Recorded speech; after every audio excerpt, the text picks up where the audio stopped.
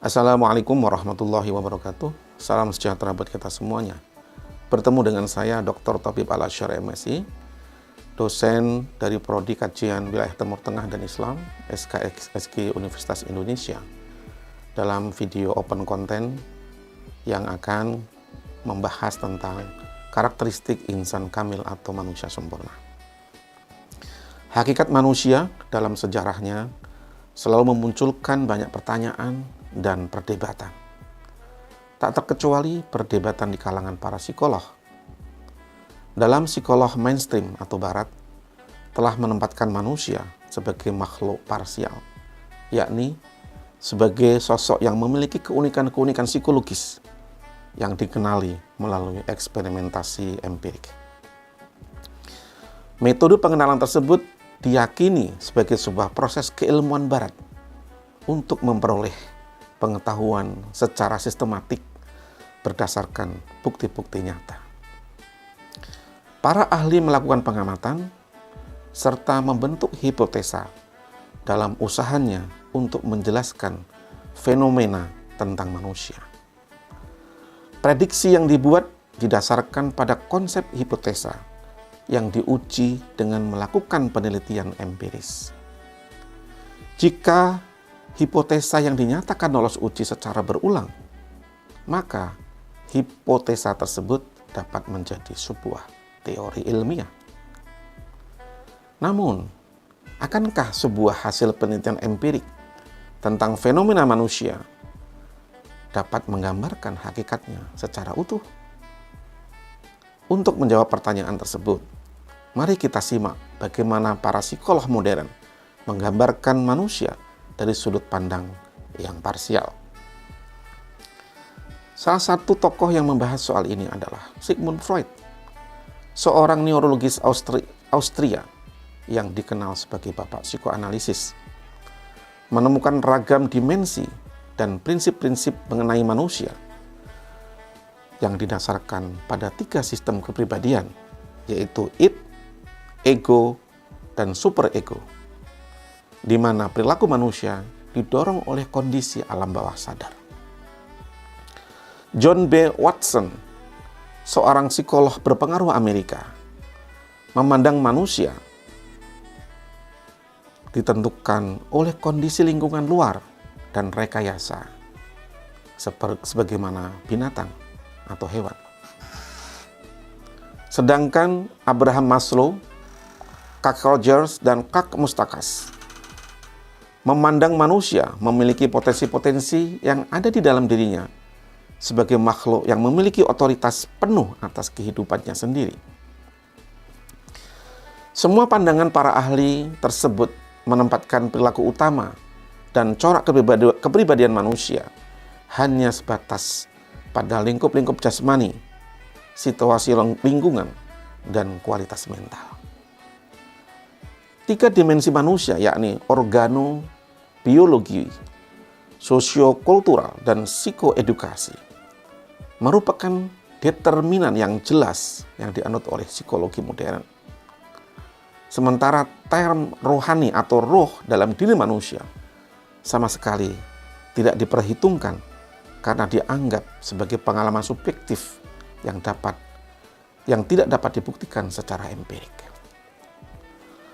Formulasi ilmiah yang diklaim psikolog modern tersebut memunculkan pertanyaan, akankah manusia yang dipilah-pilah dalam berbagai sudut pandang dan perlakuan tersebut dapat menemukan kesejatian dirinya atau authenticity sebagaimana yang diajarkan oleh Islam?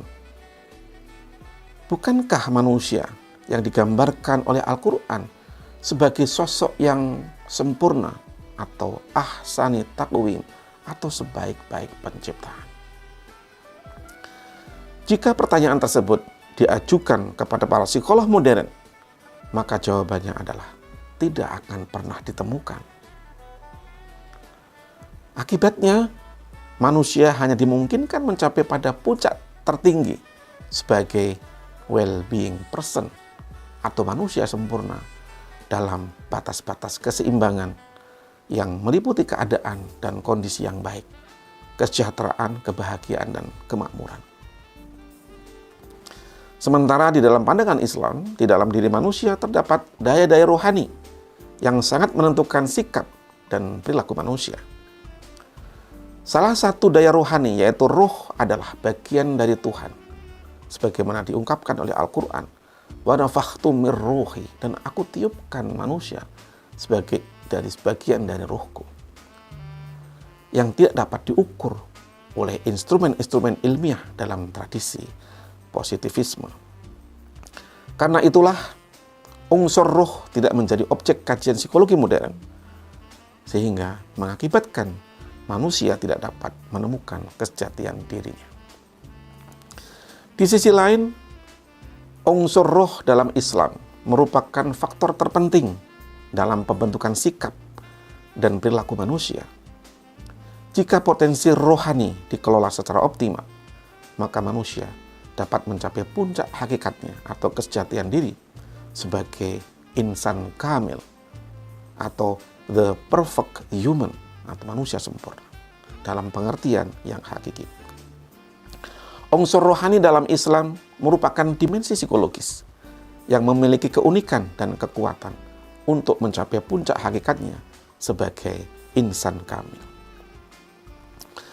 Dalam karya monumentalnya, yaitu Al-Insanul Kamil fi Ma'rifatil Awakir wal Awail, manusia sempurna dalam konsep pengetahuan tentang misteri yang pertama dan yang terakhir, Abu Bakar Muhammad Ibnu Abdul Karim Al-Jilli mengawali pembahasannya dengan mengidentifikasikan manusia sempurna dalam dua pengertian. Yang pertama adalah insan kamil dalam pengertian konsep pengetahuan tentang manusia yang sempurna. Dalam pengertian ini, insan kamil berhubungan dengan pandangan tentang sesuatu yang dianggap mutlak, yaitu Tuhan. Yang mutlak tersebut dianggap mempunyai sifat-sifat tertentu, yakni yang baik dan sempurna. Sifat yang sempurna inilah yang patut ditiru oleh manusia. Seseorang yang makin memiripkan diri pada sifat sempurna dari zat yang maha mutlak tersebut, maka makin sempurnalah diri manusia tersebut.